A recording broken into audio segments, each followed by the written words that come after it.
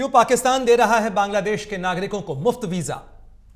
America में Donald Trump की शपथ से पहले बांग्लादेश में कैसे चल रहा है घमासान?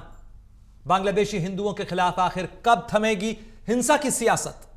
कैसे अब इस्कॉन के खिलाफ मोर्चा खोल रहे हैं बांग्लादेश के कट्टरपंथी? बांग्लादेश में सत्ता बदल के 3 महीने बाद भी आखिर क्यों नहीं थम रहा है राजनीति का भूचाल? लगाते हैं दूरबीन और देखते हैं कि आपके हमारे पड़ोस में बांग्लादेश के हालात की एक्सरे रिपोर्ट क्या कहती है।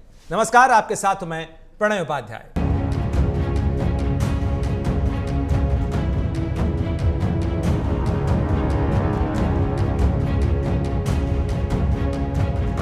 बांग्लादेश के प्रधानमंत्री रही शेख हसीना को ढाका से दिल्ली आए अब 3 महीने हो चुके हैं।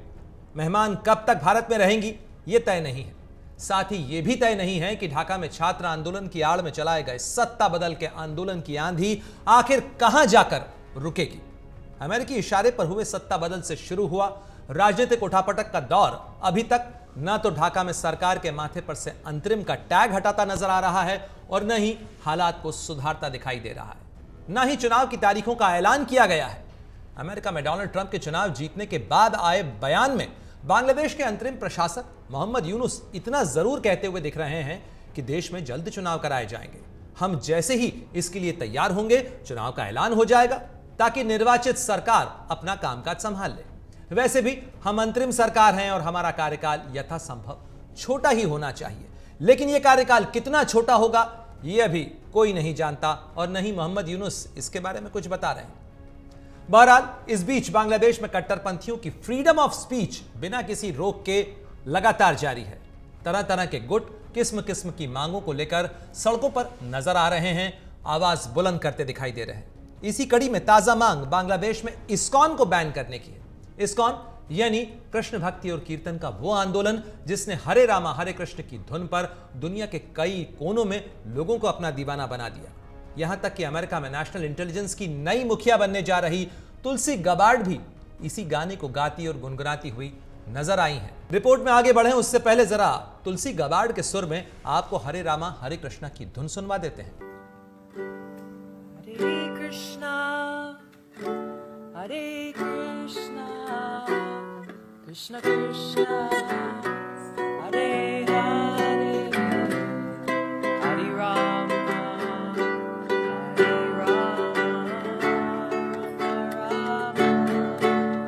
हरे हरे। खैर, तुलसी गबार्ड जिस भक्ति के साथ रामकृष्ण का नाम जप रही हैं, उन्हें बांग्लादेश में इस्कॉन के खिलाफ प्रतिबंध के नारे पसंद कतई नहीं आएंगे। लेकिन अभी तुलसी गबार्ड और उनके बॉस डोनाल्ड ट्रंप के कामकाज संभालने में वक्त है। शायद इसी का फायदा कुछ कट्टरपंथी उठाने की कोशिश कर रहे हैं जो बांग्लादेश की अंतरिम सरकार से देश में इस्कॉन पर प्रतिबंध लगाने की मांग कर रहे हैं। बांग्लादेश में 4 इस्कॉन मंदिर हैं। राजधानी ढाका के अलावा चिटगांव, नोआखाली और मेमनसिंह जैसी जगहों पर ये मंदिर हैं और बड़ी संख्या में हिंदू श्रद्धालु इन मंदिरों में पहुंचते हैं। इस्कॉन मंदिर अमेरिका, ब्रिटेन, रूस, फ्रांस, ब्राजील, ऑस्ट्रेलिया समेत दुनिया के 57 देशों में मौजूद है। अंतर्राष्ट्रीय मौजूदगी रखने वाले इस संगठन ने बांग्लादेश से उठी प्रतिबंध की मांग के विरोध में अपना विरोध दर्ज कराया है, अपनी चिंता दर्ज कराई है। इस्कॉन कोलकाता के उपाध्यक्ष राधारमण दास ने भारत सरकार से तत्काल हस्तक्षेप करने की भी मांग की है ताकि बांग्लादेश में पहले से भयाक्रांत हिंदू आबादी और परेशान न हो। मौजूदा हालात में इस बात से इनकार नहीं किया जा सकता कि कट्टरपंथियों के दबाव में बांग्लादेश की अंतरिम सरकार इस्कॉन पर कोई कार्रवाई करने को मजबूर नजर आ सकती है। इस बीच बांग्लादेश में न केवल कट्टरपंथी और जिहादियों के मन बढ़े हुए नजर आ रहे हैं, बल्कि पाकिस्तान भी अपनी पुरानी जड़ों के लिए नया खाद पानी डालने में जुटा नजर आ रहा है। पाकिस्तान ने हाल ही में बांग्लादेश के लोगों के लिए एक नई वीजा पॉलिसी का ऐलान किया है, जिसमें बांग्लादेश के लोगों को बिजनेस और टूरिज्म दोनों ही कैटेगरीज में 48 घंटे के भीतर वीजा दिए जाएंगे।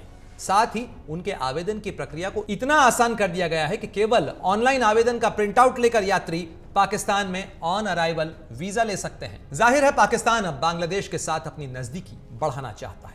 आसान वीजा देकर पाकिस्तान में बांग्लादेश के लोगों को बुलाना चाहता है। यह बात और है कि बांग्लादेश में सबसे ज्यादा लंबी कतार बीते कई सालों से भारतीय वीजा के लिए लगती रही है, लेकिन अब सियासी हवा का रुख बदलने का पाकिस्तान फायदा उठाना चाहता है।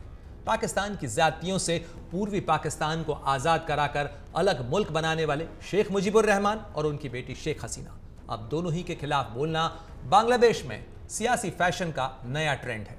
वहीं आइडिया ऑफ पाकिस्तान की वकालत करने वाले कवि अल्लामा इकबाल इन दिनों ढाका में भी काफी चर्चा में है।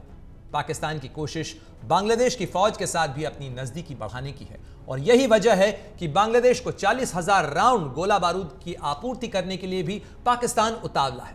साथ ही अपने जिगरी चीन से भी बांग्लादेश को मदद दिलाने और उसी बहाने अपने हित साधने की कोशिश में भी फिलहाल शहबाज शरीफ सरकार नजर आ रही। पाकिस्तान की कोशिश है कि बांग्लादेश में इस समय चल रहे भारत विरोधी सुर को अपने हितों में साधा जा सके, उसके सहारे अपने हित साधे जा सकें, अपना फायदा निकाला जा सके।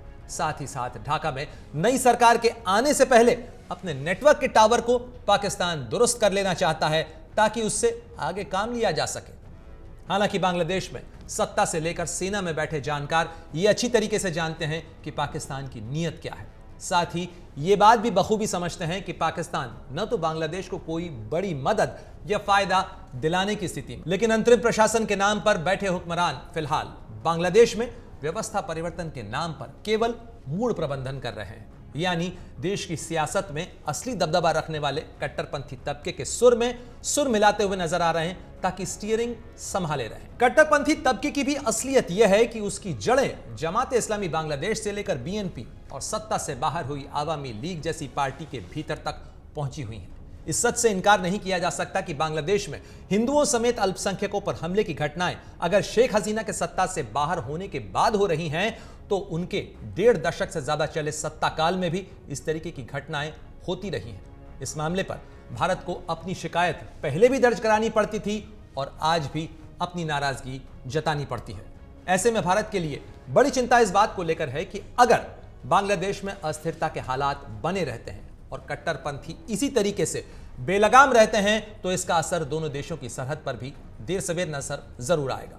दोनों देशों के बीच करीब 4096 किलोमीटर की सीमा है, यानी भारत की अगर सीमा सबसे ज्यादा किसी एक मुल्क के साथ है तो वो है बांग्लादेश।